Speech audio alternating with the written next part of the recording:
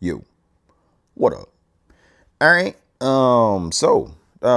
We got another one from MrBallen. Another one from MrBallen. And this is shocking police footage taken inside this container. Shocking police footage taken inside this container. Whoa, we talking about bodies? We talking about a whole bunch of bodies, or one body, two body? How many bodies? It's got to be bodies. It's got to be something like that to be shocking police footage. You know what I'm saying?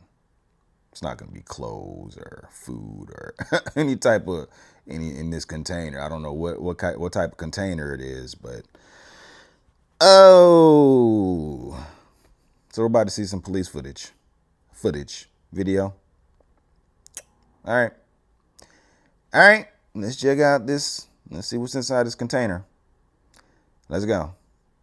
Today's story includes some of the most dramatic police footage I've ever seen in my life. So if you're on the fence about watching today's upload, I would encourage you to stick around just for that. But before we get into today's story, if you're a fan of the strange, dark, and mysterious delivered in story format, then you've come to the right place because that's all we do, and we upload once or twice every week. So if that's of interest to you, please draw a gun on the like button and force them to retie your untied shoelaces right after you've stomped around inside of a bathroom of an outdoor music festival. Also, please subscribe to our channel and turn on all notifications so you don't miss any of our weekly uploads. All right, let's get into today's story. MrBallen said it's some of the most shocking police footage he's ever seen. And you know, he's seen a lot.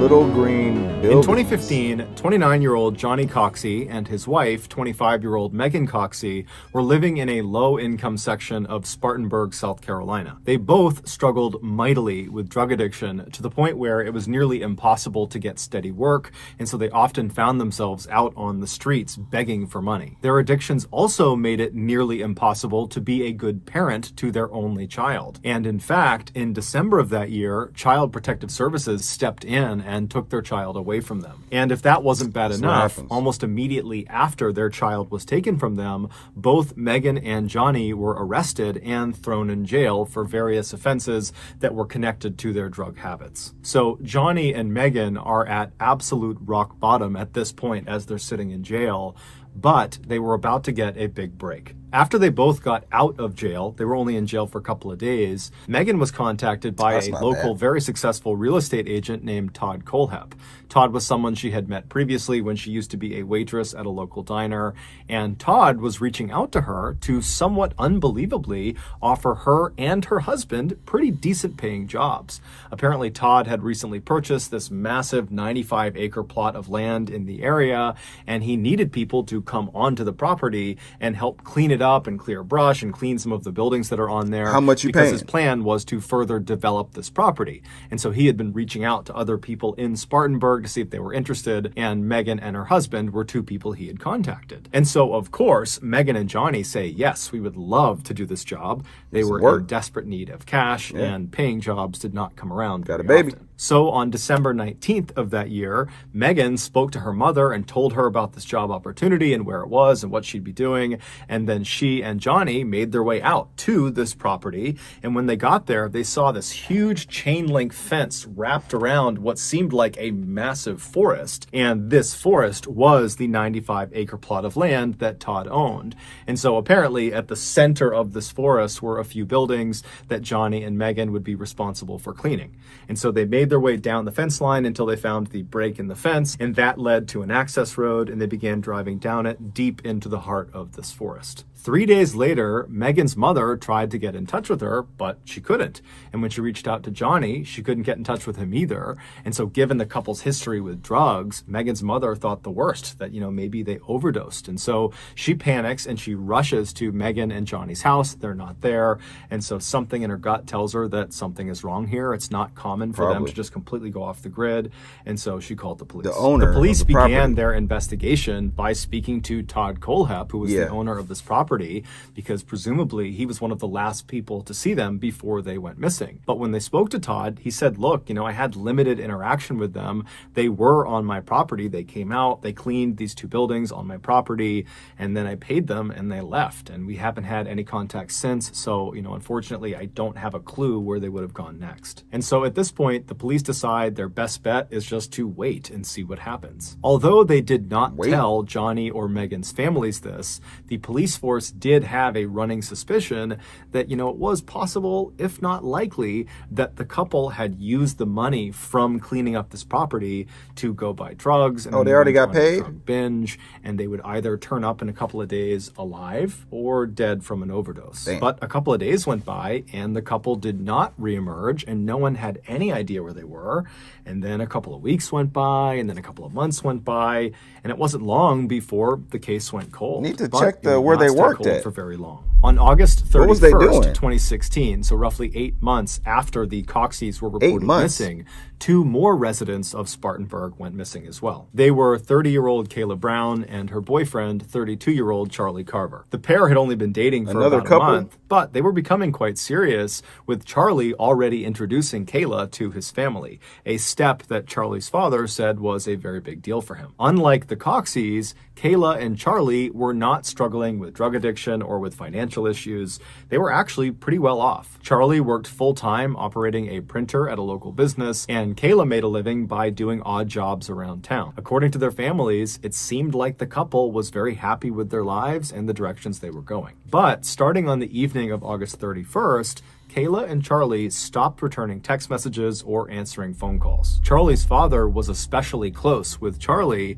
and so this sudden silence was immediately noticed by him, but he kind of ruled it out and thought, you know what, I'm sure there's a reasonable explanation for why he's not texting me back, and so, I'll hear from him over the next couple of days. But over the next couple of days, Charlie continued not to answer text messages or pick up phone calls, same with Kayla, and so after 48 hours of this total silence, Charlie's father finally hopped in his car and drove to his son's house to see if he was there, and he wasn't. And then he drove to Kayla's place, and she wasn't there either. And so none of it made any sense, and so he called the police and he reported them missing. The police started with absolutely no leads, and so what they did to begin their investigation was basically just to interview everybody in Charlie and Kayla's life. Friends, family, acquaintances, employers, co-workers, everyone, but no one had any idea where this couple had gone to. They had not told anyone about some trip they were going on or something they were going to do. It just seemed like they had vanished. And so initially, this investigation really got nowhere. But 2 months after they had been reported missing, the police finally obtained a search warrant that would allow them to look at their respective cell phone records. And when they looked at Kayla's cell phone records, they were able to triangulate roughly where her last known location was, according to pings her cell phone was sending off to nearby cell phone towers. And they discovered her last known location, at least of her cell phone, was inside of the same 95-acre plot of land that the Coxies had been in before they went missing. The owner. And so immediately the police put in for a search warrant to go search this 95-acre property. For both the couples. And they sent a team actually out to the property, and they actually set up outside of that big fence and just waited for the search warrant to clear. And at the same time, another group of police officers went to Todd Kohlhepp's house, which was actually in town about 20 minutes away from this property, to talk to him about why in the world Kayla's cell phone would be pinging inside of his property. And so when the police arrive at his front doorstep, Todd is obviously caught off guard by suddenly there being all these police officers. And he does understand very quickly how unbelievably suspicious it looks that now you have potentially 2 couples that have gone onto his property right before they vanished. And so he says to them, look, I know how this looks, but I gotta tell you, I did hire Kayla and her boyfriend did come along with her. She went onto my property. She did some work work for me. She cleaned up some stuff, cleared some brush, and then I paid them, and then they left. That They is the didn't last need I the saw money, of them. though. I have no idea why her phone would be on my property. At the same time, the team of police officers were kind of grilling Todd at his house.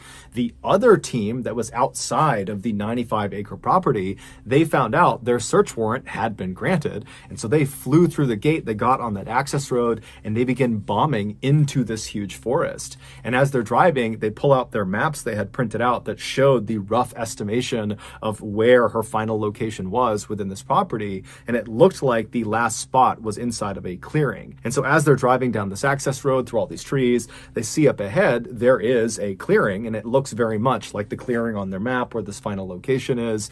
And when they pull into the clearing, off to the left side of the road are these two green buildings. The left building was like a shed, Container. like something you might keep yard tools in, like lawnmowers and shovels and rakes, that kind of thing. And then right next to it, on the right, was this metal shipping container, and it had all these metal chains and 5 padlocks keeping it shut. Now, of course, the police are thinking, both oh couples my goodness, in there. is Kayla inside one of these buildings? Because this is probably where her last location was. And so right away, the police went inside of the left building, the shack, because it was easier to get into. There weren't padlocks all over it.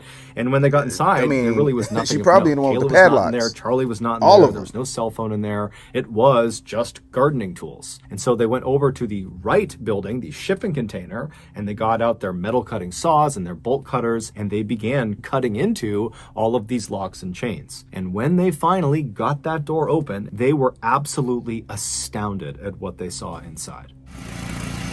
Oh, wow. This is the video? Yes. Pull that one first. All right, let's Bro. get ready. Everybody. Come on, guys. It's jammed in here. Give me that crowbar back. Where's that? Get that big crowbar in. They need to be careful. Might be booby trapped or something.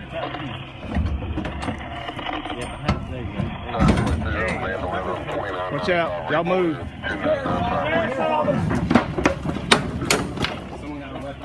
I got it. What is it? Ain't nothing in there. Joey. Sheriff's office. Ain't nothing in there. What?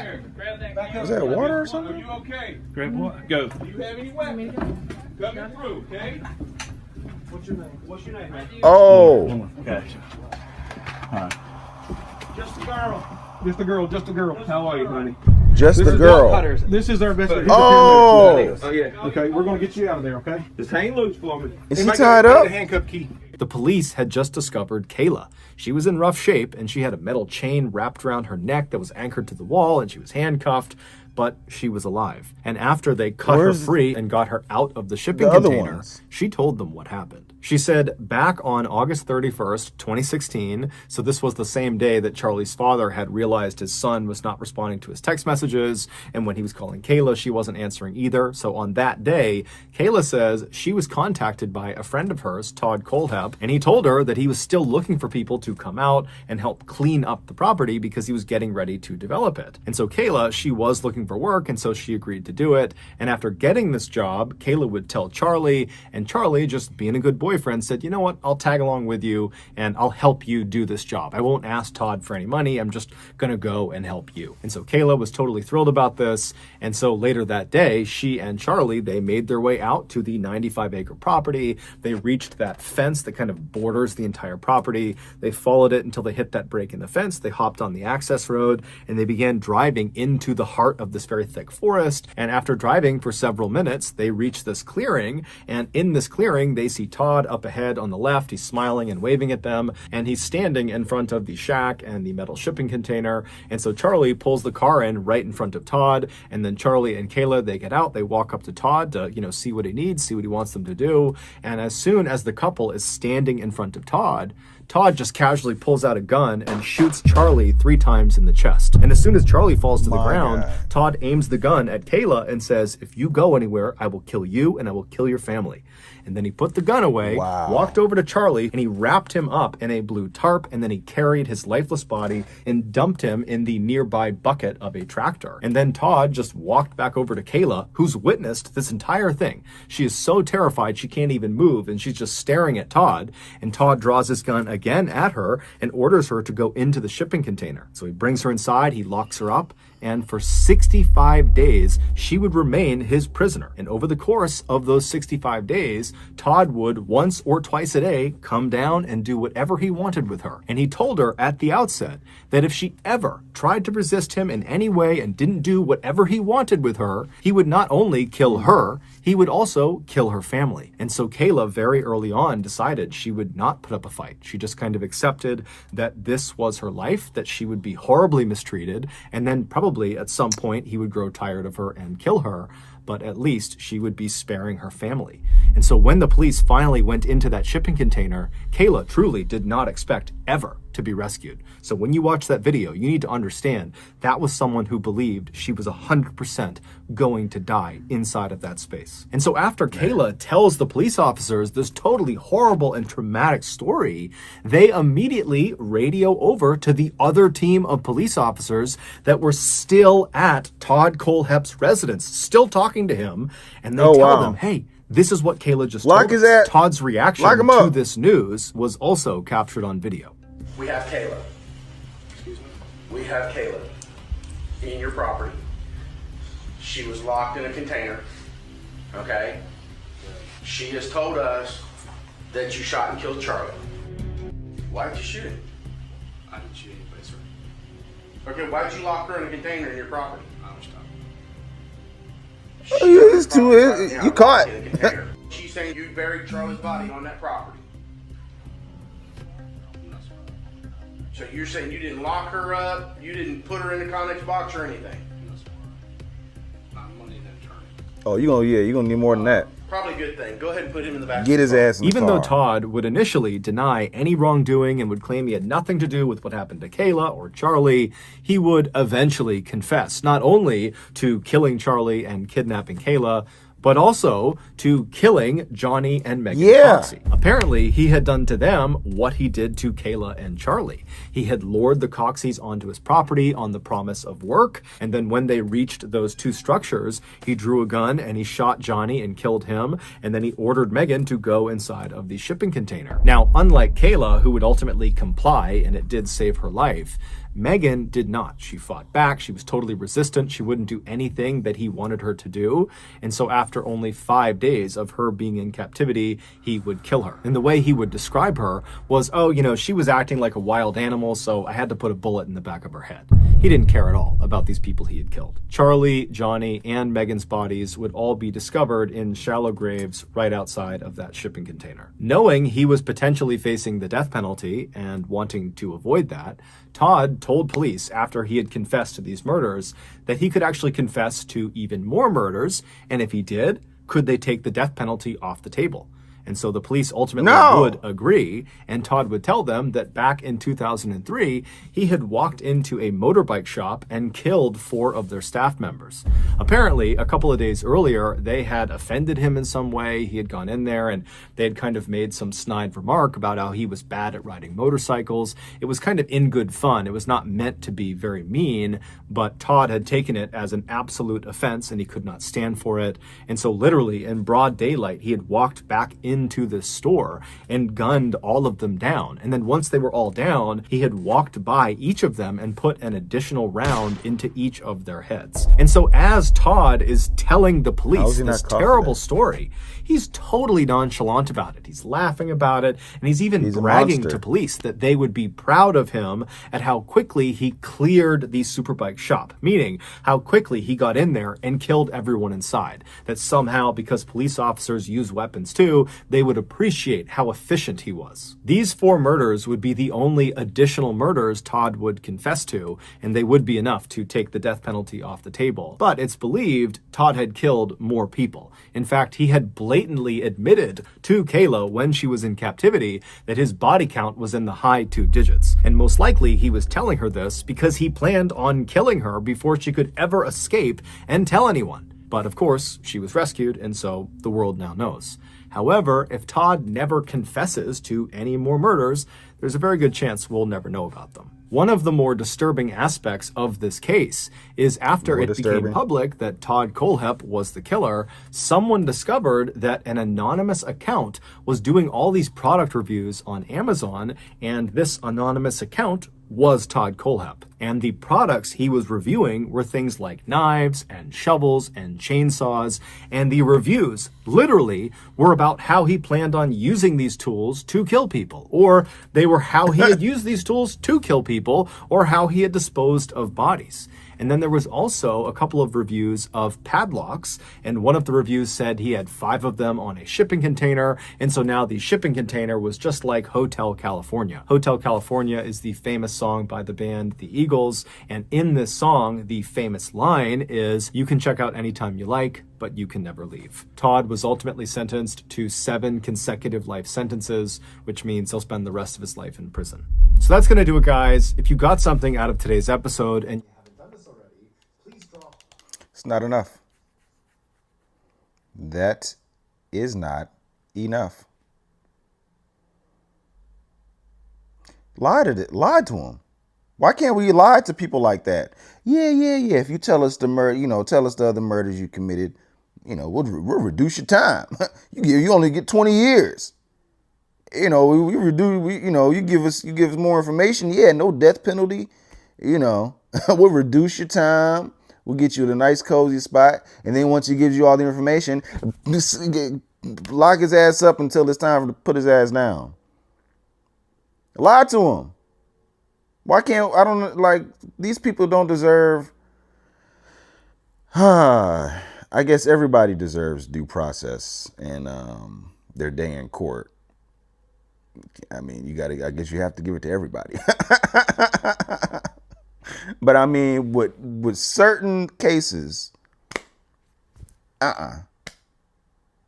know what I'm saying? Certain people just need to be taken out.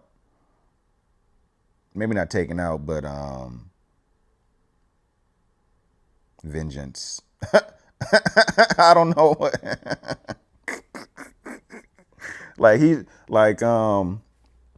Man, there's all kind of stuff I'm thinking of like you can do to him. Put him in a room with the family of the people. Oh man. And then he's a coward. You know what I'm saying? You do all that. You kill all those people. You torture all those people. And then you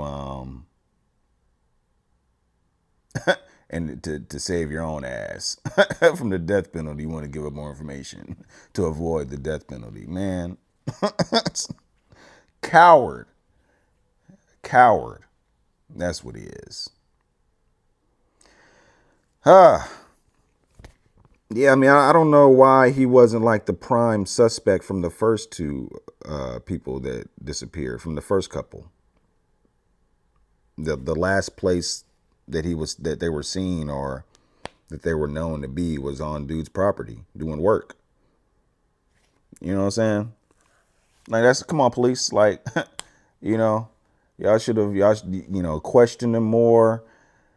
Maybe it would have been hard to get a search warrant. It seemed like it was hard to get a search warrant after you knew that the phone last pinged on his property. Didn't MrBallen say it took like 2 months or something or whatever to finally get the search warrant approved? I mean, why is it taking so long for the search warrant and everything? Because she was in the container for 2 months? So she was missing for 2 months. Y'all couldn't get the last location of her phone sooner than that? Like, come on. It took 2 months. It took 2 months, man. Man, he's like a serial killer or something like that. My goodness. 2 couples, the same thing. Man. I guess eventually he was caught. I don't know how he wasn't caught for that quadruple murder that he did in that store. Well, it was in 2003, I think he said. How was he able to just walk up in the store, take out 4 people, double tap him, and then just walk out free. In a, like, what the heck? No witnesses, no cameras. It's 2003, no cameras or nothing. Man. I mean, it doesn't seem like he's trying to cover his tracks or he's trying to be secretive or anything. Like, like he's got, I mean, come on. He should have been easily caught. If he was caught in 2003 for that, for those 4 people, he would have never got to these 2 couples. And then he, you know, like he probably, it's probably other people that he's taken out that we'll never know about. But that's what I'm saying. Lie to him. Be like, hey, you know, you might get a, you know, early parole if you can, we could reduce your 7 life sentences down to 1, and maybe you can get an early parole if you give us more information. And just lie to him. Nobody got to know. Like, only person that's going to know that y'all lied to him is him. Like, for real. And who cares what he thinks? Yeah, man, these people, the worst of the worst. I don't know how these people come to be, man. Like, what, like, man, evil, evil, evil, evil, evil.